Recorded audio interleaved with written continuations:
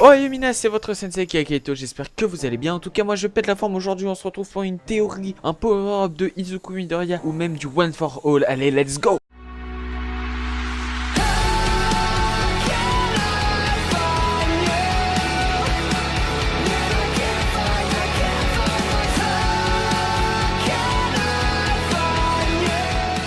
Donc, avant de commencer, on va quand même expliquer ce que c'est le One for All, ou même qui c'est Izuku Midoriya, mais surtout le One for All. Donc le One for All, d'abord, on le sait tous, c'est un pouvoir extrêmement abusé qui permet d'utiliser une puissance stockée. Donc, chez l'utilisateur, ça lui procure une force, une vitesse beaucoup plus abusée que la moyenne. Et ça, c'est bien, t'imagines, t'arrives là, tu mets une patate, ça détruit le mur, ça détruit un immeuble.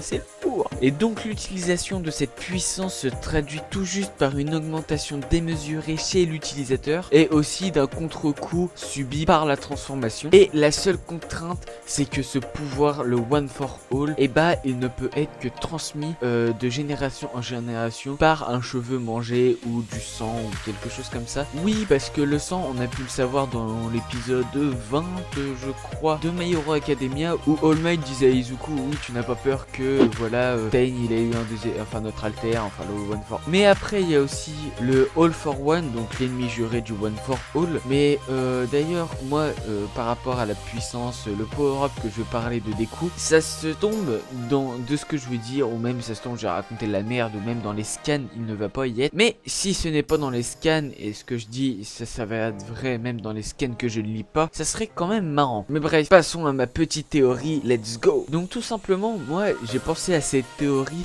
Pourquoi cette théorie qui est le power-up du One for All? Déjà je me suis dit de transmetteur à transmetteur, par exemple de All Might à Izuku, ça se tombe, le pouvoir du prochain réceptacle sera beaucoup plus puissant. Et je me dis que par exemple dans l'opening 2, il me semble, de la saison 2, ou plutôt même l'opening 3 tout simplement, de My Hero Academia, on voit quelques éclairs, on voit des trucs qui ne sont pas apparus, il me semble, chez All Might. Même dans l'épisode 15, il me semble, avec, tu sais, là où il avait fait son stage, je me souviens plus de son prénom, un petit vieux là qui est super balèze, mais on peut voir des éclairs verts comme une autre capacité du One for All. Et cela, ça serait quand même intéressant de savoir qu'il y a une autre capacité à part la vitesse et la puissance. Donc je pense qu'il est possible qu'avec ces éclairs plus tard, il pourrait les contrôler ou même faire quelque chose en rapport avec des éclairs, parce que même dans l'opening, j'y reviens, tout à la fin, il tend le bras et des éclairs, seul son bras est rempli d'éclairs. Or, pendant cet épisode 15 que je parle de la saison 2, les éclairs étaient sur tout son corps, alors que là, c'est sur un seul bras. Et je pousserais même plus loin, soit il contrôlerait les éclairs puis fera quelque chose avec le One for All, ou bien, comme dans l'opening juste avant, mais ça, on dirait que c'est du hors-série ou pas, mais pourrait être très intéressant, pourquoi pas transmettre le One for All dans une épée, dans un bâton, pour propager par exemple, imaginons un Getsuga Dencho de Ichigo. Oui, pourquoi pas, allons loin. Je pense que ça serait possible, t'imagines, genre une vague d'énergie ultra puissante et tout, un coup de One for All avec une épée, ou même par exemple il propage des éclairs avec son bras, ou même plusieurs choses qui feront qu'il y aura un power up, parce que c'est vrai,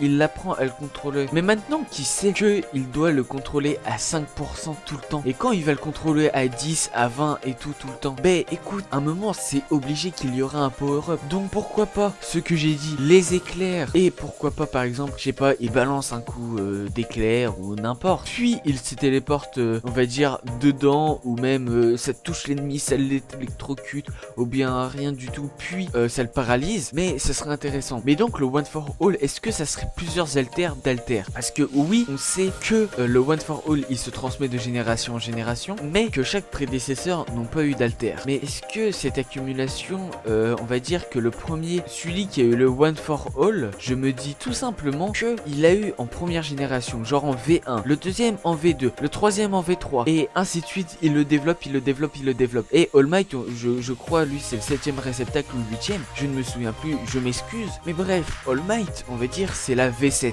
la version 7 du One for All. Et Izuku, la version 8, tu ne trouves pas que à chaque version de quelque chose, il y a un power-up, quelque chose qui change, un One for All qui se développe, mais d'une autre manière, mais qui se développe aussi, par exemple, par un power-up que je parle de celui-là, voilà, avec les éclairs, ou même puisse se transmettre via une épée ou quelque chose comme ça. Bref, c'était ma théorie sur le power-up du One for All de Izuku Midoriya, en espérant que ça vous plaise. Je sais que ça ne vaut pas une théorie super bien telle Ryo Sensei, mais voilà, j'avais envie de transmettre quand même ma petite théorie, en espérant que je me répète, que ça vous plaise. Bref, je vous laisse, à la prochaine, Janna Mina.